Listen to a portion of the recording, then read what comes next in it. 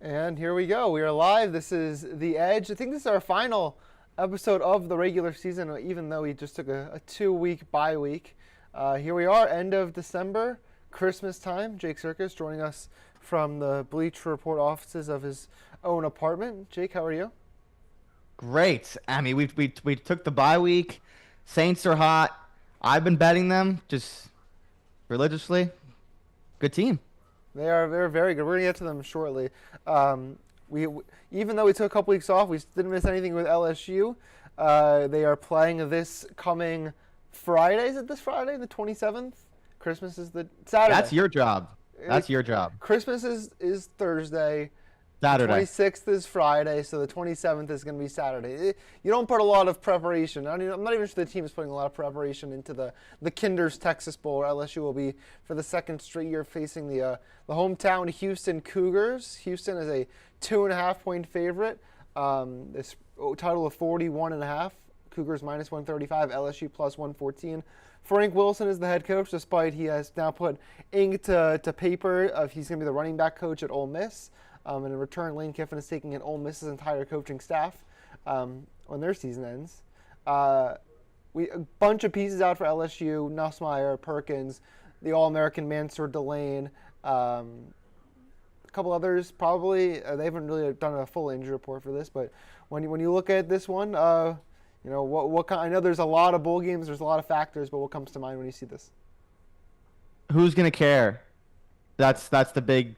I mean, hate to that's how it is these days, but that's how it is. You can really tell who's gonna care in these. Like, who cares in these games? It's pretty easy to tell after like the first drive or two. So there's a lot of preparation in terms of like betting bowl games that goes into this, because you got to worry about like who is playing, but also like there's games where players will dress and they'll warm up and then they'll be in street clothes after kickoff, and they'll just come out the tunnel in street clothes after warming up, and there'll just be a whole list of opt-outs that nobody knew about. That's the fun of it. You get to, you know, drink some wine, and you get to have cook some meat during the holidays with your family, and pray that you're on the right side of a bowl game opt-out cluster of players not playing. I don't expect that to happen to Houston. Think that Willie Fritz and his squad are going to go full go here in front of the hometown crowd. I mean, that's why they're a favorite. Talent-wise, obviously, coaching stuff aside, even the injuries to Nussmeier and Whit Weeks, I think LSU on a neutral would probably be a favorite here. But obviously, that's not the case. There's a lot of implied stuff that Houston's going to have more motivation. They have the healthier quarterback, the more experienced quarterback. Certainly, maybe not the more motivated quarterback. There's certainly some incentive for Van Buren, as we mentioned weeks ago, to play well, which I don't know if that's exactly what happened in the Oklahoma game and to close the season. But I would lean Houston here. Again, it's just simply a motivation play. There's a laundry list of LSU players that aren't going to play here. I think the only one for Houston, their starting center, entered the portal. But I mean, looking at just LSU's skill groups, I mean, they can't run the ball, and both Andersons are out. Barian Brown I don't think he's confirmed he's going to play, but he hasn't opted out yet. But And that's it. what are these guys playing for? And I think that's something you raised up earlier. It's like, this is not a Michael Van Buren tryout for Lane Kiffin. Like, Lane Kiffin probably has a decent idea like who his quarterback is going to be next year, which we can talk about in a second. But a lot of these LSU guys will probably be in the portal a couple days after this game ends. There's a lot of seniors in this roster already that a bunch of them are going to be out. Like Trey'Dez Green, what's in it for him to play hard? Where he's coming back next year. He has another year of eligibility, or another year that he has to fulfill of college football before he inevitably enters the draft. I think there's low motivation for LSU, and I think Houston, they weren't very good last year. They overexceeded expectations early on in the year. I think what's the record? 8-4. I think they would love to finish with a 9-win season and win in front of home fans. They went 9-3. Actually, they're ranked. They were ranked in the last poll. So maybe going for 10 wins in Fritz's second year, and I think that Fritz probably wants to beat LSU, and just to say that it looks good in a negotiation when he's working for an extension next year, that he beat them in a bowl game. I would say I know it's very hard to say confidence in bowl games, but I think I like the Cougars here. I think that there's going to be some extra juice there. No travel, obviously. LSU's heading there on Wednesday. Houston lives there, so I don't know. I think that's always a factor in this of who wants it more. As something you talked about earlier. I think in this case it's Houston. Yeah, I mean, there's some. I mean, anything on AJ Halsey? He used to be at Houston. He's a senior. Yeah, I don't know. I doubt it. I mean, maybe they haven't released an injury report for this game, outside of the opt-outs when they announced it a couple weeks ago. If I had to guess, I'll guess he'll play. Like senior, used to play at Houston, but he's alone on the list of potential opt-outs. And then obviously Delane is a huge one on the secondary. He's gonna be a first-round draft pick. He'll probably be a first-round pick. When and I don't know how much of this I can talk about, but I will. When I was at the LSU versus A&M game, and Joe Sheen, the Giants GM, we'll see if he's actually the one making the pick a couple months from now. I was thinking, who would they be scouting at this game? Who would be drafting? And the answer is probably Delane. I don't think the Giants are going to take Delane with like the second pick, but that was almost like the first time was a realization that like this guy is like going to be a high draft pick if there's NFL GMs there, and like the Thorpe Award people were there. He was a finalist for it. I don't think he won it. We'll see. He's really good. I think that guy could be one of the first corners off the board in April. Both of the edge rushers. Pyburn is going to the Senior Bowl, and then nothing on Patrick Payton yet. But I mean, he's going to be in the NFL as well. Shifting gears, staying with LSU though, but I'm looking at the transfer quarterback rankings. This is from The Athletic. Any of these guys pop out to you? Brendan Sorsby, Sam Levitt, Drew Mestamaker, Hoover, Byron Brown, Raiola, DJ Lagway. I'm not even going to say Bro Perbula's name because it's just a waste of breath. Yeah, I mean, I don't think you're going to have to go down pretty far to find out one of these guys is going to play quarterback for LSU next year. I mean, maybe the most likely guy is the guy that's not there yet, and it's Chambliss who's still playing. That's going to be a huge domino because like Kiffin is going to get his guy. I mean, like who are the other programs that you think are going to be dishing out probably some big money for quarterbacks? Either way, Indiana. Kiffin's going to have a big say in the portal system this offseason. I could see, I mean, like, again, Levitt and Dillingham were seen as maybe a potential package deal. Now he's in the portal, and as of now, I mean, I think there's the only job Dillingham would have left for with Michigan. It's the only job that's still open, and he was not seen as a finalist. Some background check. Weird. This is an unserious. He won 11 games with Arizona State. That's all I need to see on him. And so they're gonna divorce this offseason. So Levitt's probably the best player in the portal, even if Chambliss enters. But I would imagine that Chambliss would want to go to LSU unless Chambliss wants to stay with the staff. Like, I don't know what Trinidad his thought. Yeah. It would make a lot of sense for him to want to follow his entire offensive staff and go play for LSU. And like I think LSU would welcome with open arms. I'm not in on Lagway. I think that'd be bad. No, because like with Lagway, I mean that's a lot more of development than I think Kiffin would probably want with the roster that he's ideally trying to bring in.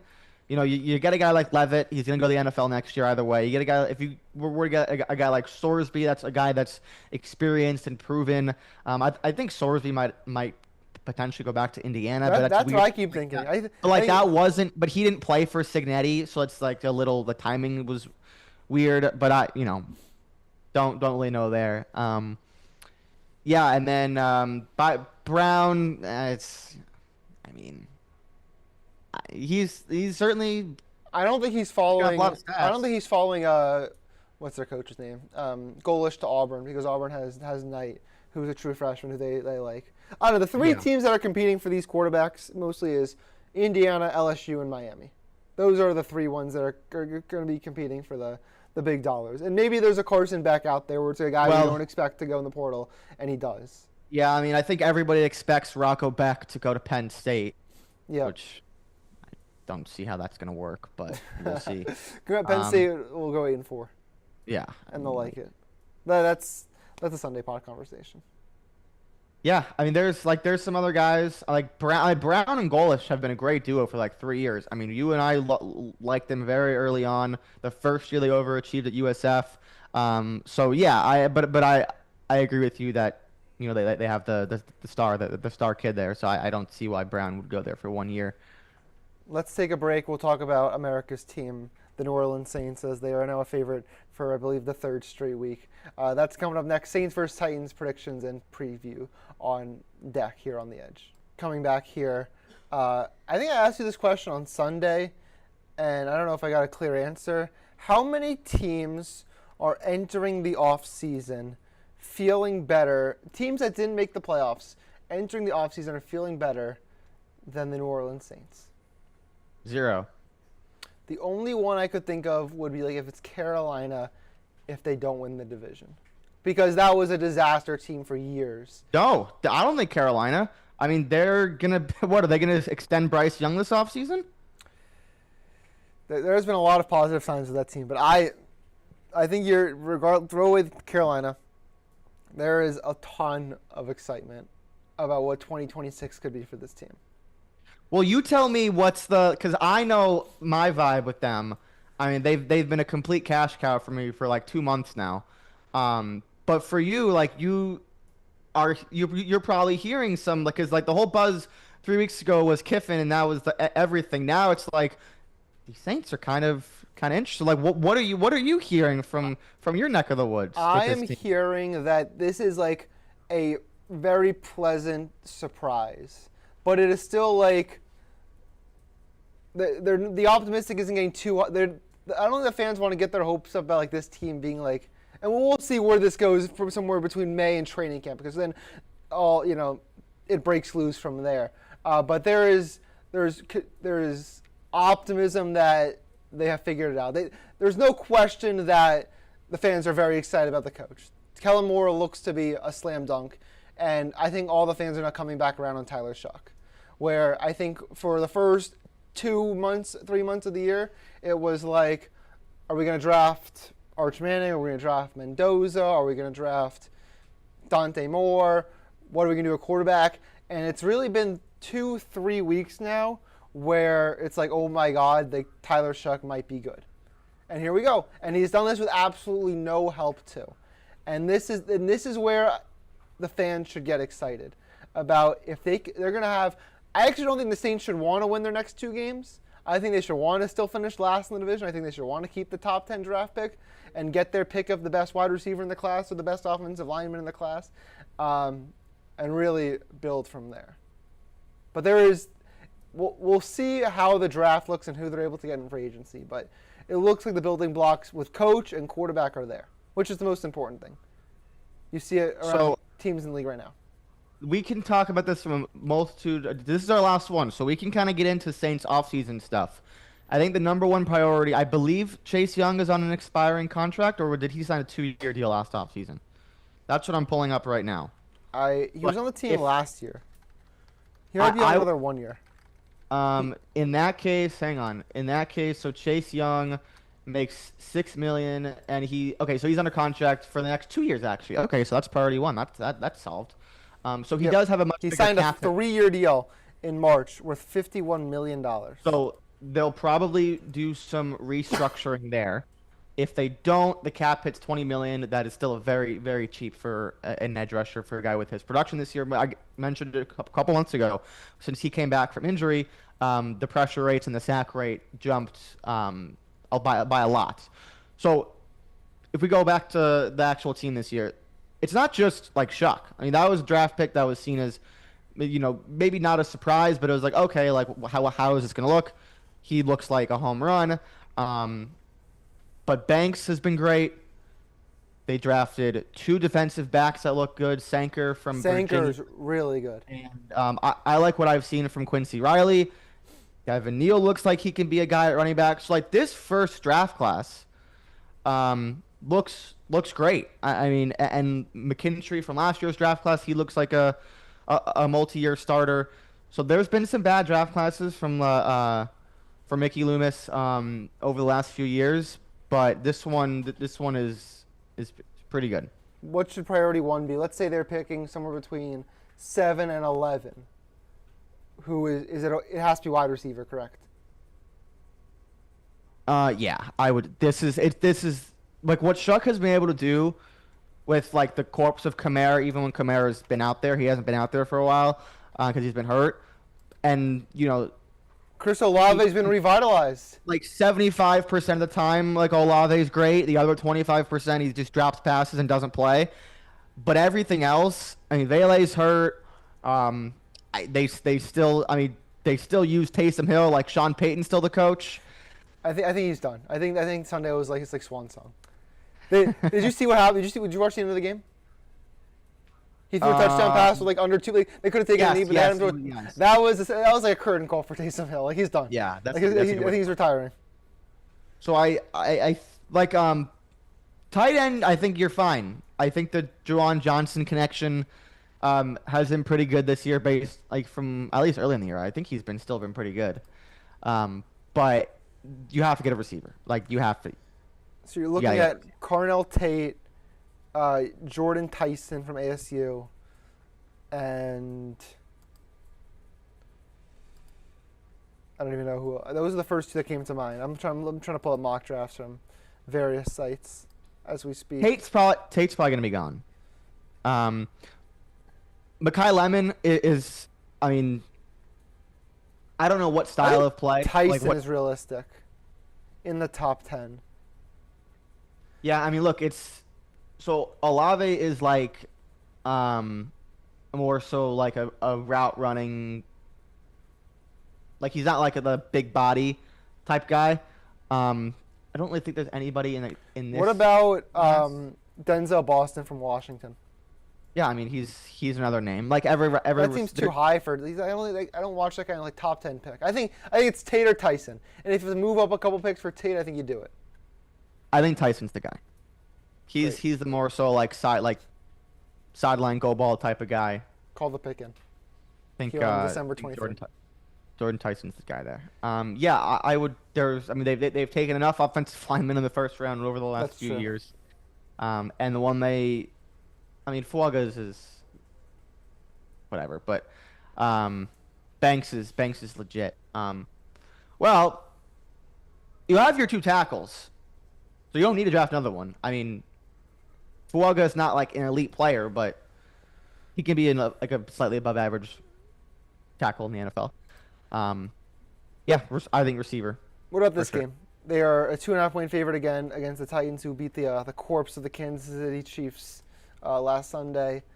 The Titans can't protect.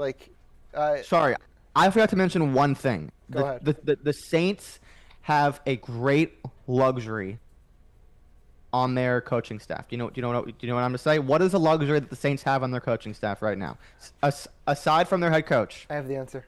What is it? It is a coordinator that nobody wants to poach. It is a coordinator that has zero chance of being a head coach. Brandon Staley. It is truly the best thing you can have is a coordinator that nobody will hire. It is what the Patriots have with Josh McDaniels right now, and it is amazing. There's 3 of them. There's 3 of them. It's McDaniels, Spags, and okay. So there's 4. Who else? Who? Kingsbury. I wouldn't hire him. I'm not sure that guy's a good coordinator. But whatever. Yeah. That's later. Yes, Dennis. I saw somebody tweet. I think it was a Saints beat writer. How like teams should be looking at Brandon Staley to be a head coach. And I'm like, I think we already saw that one. Yeah, I mean, you could add Bob Saleh on that list, but he's getting considered. I don't know why. He's going to be the Raiders coach week 1 next year. Yeah, but that's Dennis again. And Dennis Allen, and we'll talk about the Bears in a second. He's another one who. I don't think he's going to get a head coaching job again. Who's done a good job as a coordinator. We're starting to see a trend here of guys just they want to stay coordinators. What are your thoughts? Vance Joseph. He might be a head coach though. Yeah, I would bet that he's a head coach at some point again. Maybe even in this cycle. We'll see. I like the Saints here. Why not? Under 3. Just close your eyes. And Yeah. Keep the hot stretch going. Look, the way they looked last week, like that's what I think the Saints winning that game, like blowing out the Jets. And I know that's a terrible, terrible Jets team, but like 8 weeks ago, that could have easily been seen as like a game where it's going to be like 9-6, like nobody, like neither team feels good about their future after watching that game. And Saints fans saw a team, like a competitive team, blow somebody out. And the really, really bad teams with no direction, those are the teams like the Jets that get blown out against bad teams. But teams like the Saints that have a real coaching staff, the Jets think they have a coaching staff. They don't. The Saints have a real coaching staff. And they're playing a team this week that doesn't have, like, literally does not have a coach. Exactly. Mike McCoy is on the short list of like worst interim coaches of the decade. Yes. I was actually surprised with this line opening this low. Not that like again, not that the Saints are like a great team, but I'm was very surprised, because they closed 6.5 at home against the Jets, which was crazy. So now they're saying they're what -5 against Tennessee at home, like less than the Jets, really? I don't think Tennessee's very. I think the Chiefs last week were like one of the worst team performances all season. Like they've had a guy play quarterback who's never taken an NFL snap before, and the Titans hit on a couple explosives that swung that game. But I would have thought that this one would be 3.5. I think if you want to pay for some early Christmas presents, take the 2.5 before it gets to 3. The Titans have no home field. Like last week was their Who's first coming to this game. Last week was their first home win in like 2 years. Is that true? So they have no home field. Like there's no home field advantage. They probably have like a half a point home field. Saints in the under. Saints win this game 23-10. Merry Christmas. Let's do Sunday Night Football. Big Sunday Night game. Oh, I just realized we had no show last week and we couldn't talk about Drake May. But that's okay. Niners 3-point favorite. They just beat the Phil Rivers-led Colts on Monday night. Chicago coming off a thrilling Saturday win against the Packers. They're one step away from winning the division. If they win this game, do they clinch the division? I think so. Yeah. High total 52.5. Niners can keep their hopes alive. Yeah, I think one more Bears win or one more Packers loss. They clinch. So they could have a clinch by this game even kicking off. If Green Bay loses to whoever's starting for Baltimore. I think that is correct. Bears were like -1,200 to win the division. So I'm just assuming it's one. It's their magic number is 1. I'm just assuming. So the Bears, the 1 seed is still in play for the Bears if they win this game. It's a big one. Who do you like? Well, so does the Niners. The Niners actually have an easier path. The Niners win their next 2 games of the 1 seed. I have a Seattle 9-1 to win the NFC West future, and it looks like it's going to come down to 1 game. Week 18? Yep. It'll be the second time this division is nuts. It'll be the second time the Niners and the Seahawks are playing their last game of the year for the 1 seed for the second time in like 5 years. Yeah, the game 6 years. 2 years ago was a great game. One of the best NFL regular season games of all time. I don't know. You know what I think of when I think of this game? And you're going to love this. I think about the New Year's Day Packers-Vikings game in Lambeau where the Vikings who had won I think they'd already clinched the division, but they were like a 3-point dog. That was the Voodoo Vikings team, who I know you've thrown a lot of ties to this Bear team. I think this line mirrors what it was that day at Lambeau, where you know who the better team is, and the better team is favored, and they're just daring you to take it. I wish this was like I wish they were playing like the Seahawks right now and getting 3. Like the Niners, I think are a good team, but like the broadcast last night was talking that they're a sleeping giant. I don't think so. I really think that the 2 best teams in the NFC are probably the 2 best teams in the league, and there's a pretty big gap between who's 2 and who's 3. The gap between 1 and 2 with Seattle and LA, and we saw those 2 games. What's funny is the teams that won both games didn't deserve to win. You're talking about Seattle? I thought you were talking about the Commanders with Marcus Mariota. So whoever you want's 1, and then the other is 2, and then whoever is 3, it's a pretty big gap. So I don't necessarily like believe a ton in this Niners team. That's why this total is 52.5. I mean, the Niners defense is horrendous. That performance last night, do not get the final score twisted. I mean, the Colts were in that game. They fumbled a kickoff, gave the Niners another free touchdown. And Rivers, like multiple times after that, drove them down the field, converted huge third downs. The Niners could not get they could not guard them in man coverage.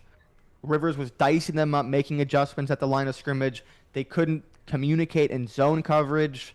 So they did well against Jonathan Taylor though. So like that's a positive when you look at what the Bears are going to try to do.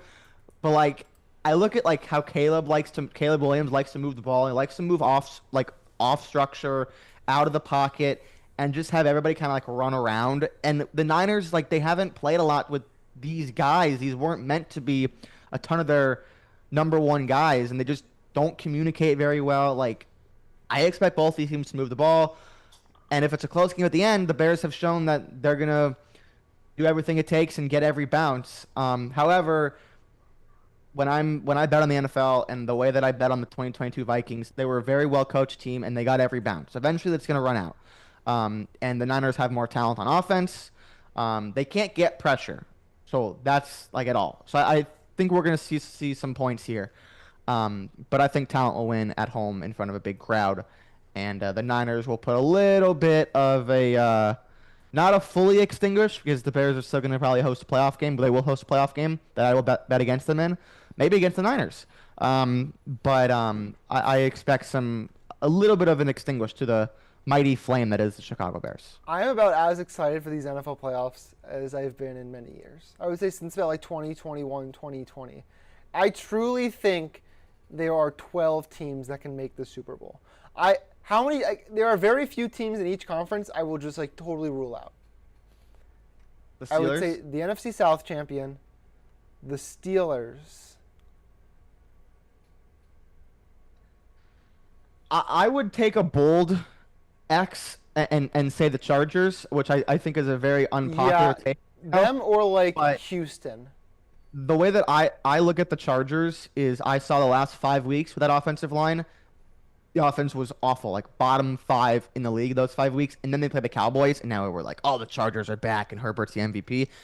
I think Herbert's been great this year. But I would that is the worst offensive line in the NFL. So this is going to be our final regular season version of this. I think we are going to come back and do Super Bowl props. That sometime that week, we're going to come out here. We're going to bring our big yellow pad, and we're just going to go through favorite props, most absurd props.